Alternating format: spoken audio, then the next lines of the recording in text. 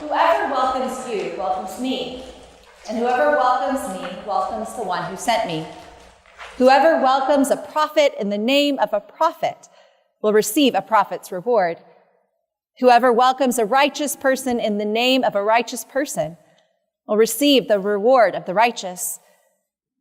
And whoever gives even a cup of cold water to one of these little ones in the name of a disciple, truly I tell you, none of these will lose their reward.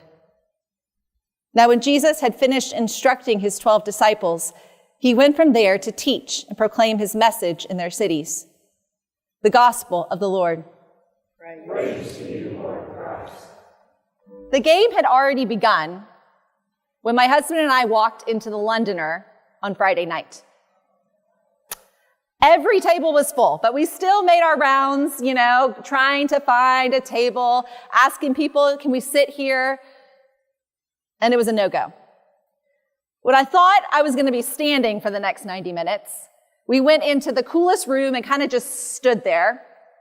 And eventually we spotted a table with a couple, and they had 2 empty seats.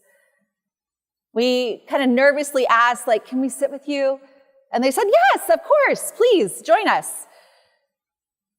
It was obvious by their accents, but I wanted to make sure that they were really not from around here. In fact, they were from the town of Preston, which is north of Manchester in England. We spent the rest of the match sharing the gospel of Texas. Swapping restaurant recommendations, the best way to go see the matches, where in Dallas you might find the most concentrated fans, swapping those stories about crazy drivers on Central. And our recommendations were quickly reciprocated by their own recommendations for where we could go in their country. It was this welcome, this hospitality shared amongst strangers that was one of the highlights of my weekend. And I think when we're open to it, when we cultivate opportunities like this, the world can be a surprising place. Which makes me wonder, when was the last time that you were welcomed? When did you last experience genuine hospitality? Maybe it was a coworker who bought you a coffee, or a neighbor who saw that you were gardening and brought out a cup of cold water. Maybe it was just a stranger who smiled at you and said good morning. Even as we are more and more connected, it feels like the world is more disconnected. Ways that we used to gather, ways that we used to check in with each other no longer seem as applicable, right? Or as easy. And sometimes I use excuses like, hospitality is not really for me. It's the immaculate home. My home will never be immaculate with 2 small children. It's the Instagram-inspired dishes that I have no time to cook. It's the making reservations at the fancy new restaurant.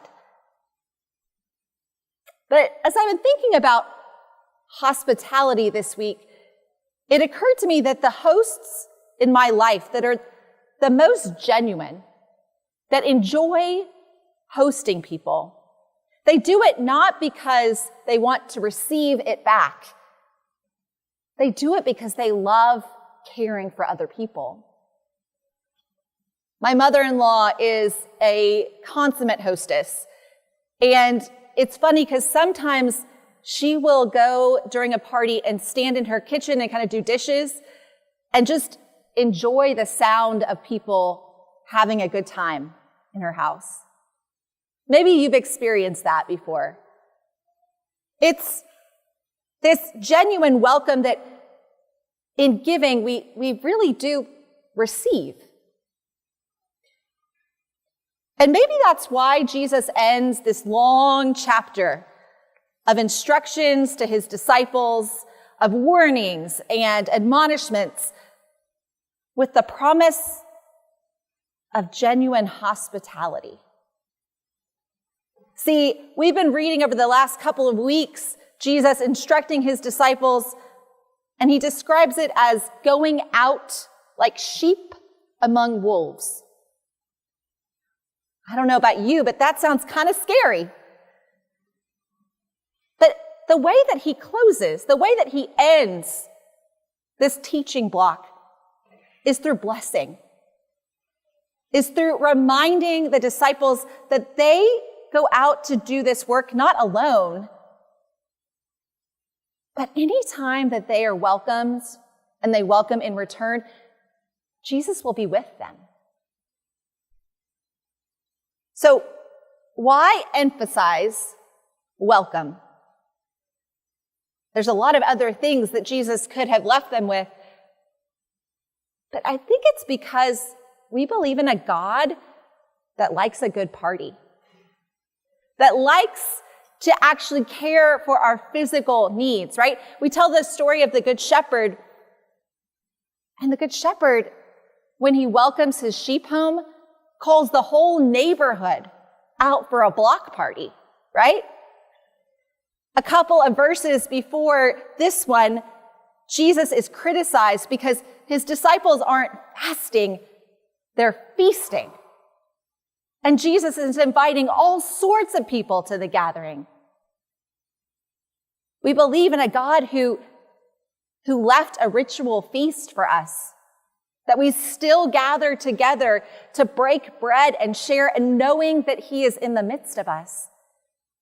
We stand in this long line of people that proclaim their faith with words, yes, but who also go out and feed the hungry and clothe the naked and heal the sick and visit the imprisoned. We stand with people like Rahab, who gets a special place in the line of Jesus' genealogy because she believes in this God of Israel, and she helps host and protect spies in her home. We believe in people like the early church, mothers and fathers, who opened up their homes every week to slaves, to masters, to everybody in between, providing a place of hospitality for faith to grow.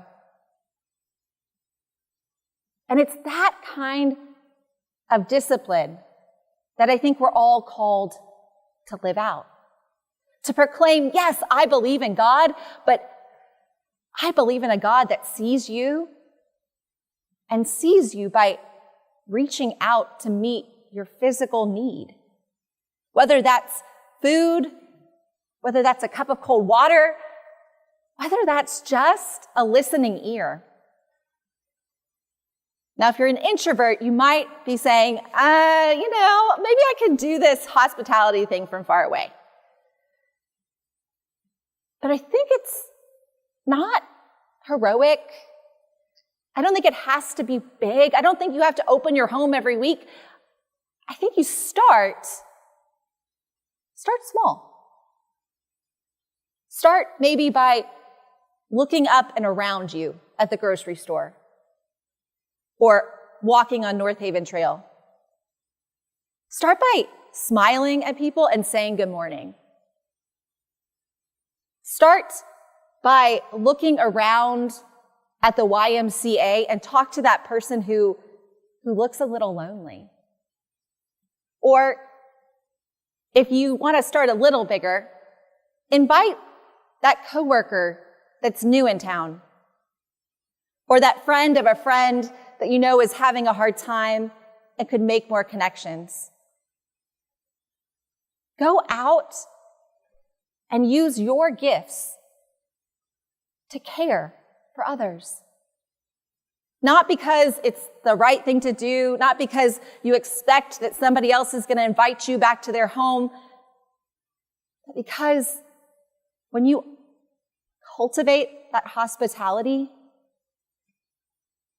when you intentionally notice and look and reach, you'll find that that's where we see Jesus.